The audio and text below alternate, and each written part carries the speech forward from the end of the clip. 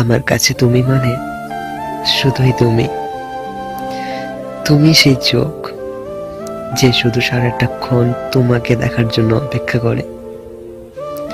তুমি সেই হাসি যেই হাসি দেখলে আমার সব কষ্ট হারিয়ে যায়। তুমি সেই মুখ যেই মুখ দেখার জন্য সব সময় পাগল হয়ে থাকি। তুমি সেই সুর যে সুর শুনে একা একাই হাসি, আবার কখনো একা একাই কাঁদি। তুমি সেই ব্যথা যেই ব্যথা আমি বুকের বাঁ পাশটায় সব সময় অনুভব করি। এই তুমি তুমি কি সত্যি জানো না আমার কাছে তুমি মানে কি? তাহলে শোনো, তোমারই সেই হাসি যেই হাসি দেখলে আমার কখনো মরতে ইচ্ছে করে না।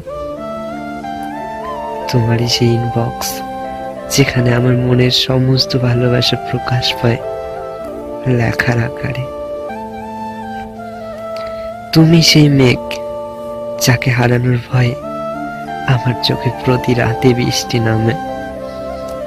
তুমি সেই চাঁদ যাকে ছোঁয়ার ইচ্ছে করি আমি মাটিতে পড়ে থাকা খড়কুটো হয়ে। তুমি সেই আকাশের নীল যেখানে আমি চিল হয়েও পৌঁছাতে পারি না।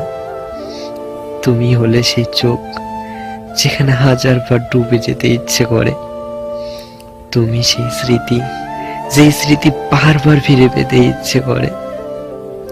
আর তোমার কাছে আমি মানে সেই বিরক্তি যে তোমার জন্য পৃথিবীর সব কষ্ট মেনে নিতে পারে। আমি হলাম সেই পাগল যে চিরদিনই তোমাকে এভাবেই ভালোবেসে যাবে। আমি সেই যে তুমি চাইলেও শুধু তোমারই থাকবো, আর না চাইলেও শুধু তোমারই থাকবো। সারা জীবনই শুধু তোমারই থাকবো। জানো মানুষ কেন ভালোবাসে? জানো না তাই তো?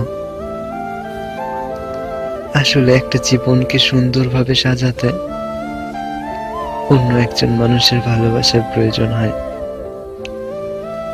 আর তাই হয়তো আমিও চেয়েছিলাম তোমার ভালোবাসা দিয়ে আমার জীবনটাকে সাজাতে,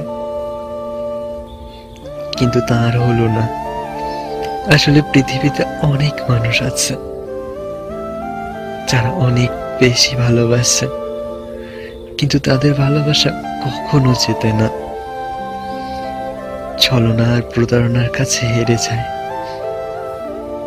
আর ঠিক সেভাবে আমিও হেরে গেলাম তোমার প্রতারণার কাছে।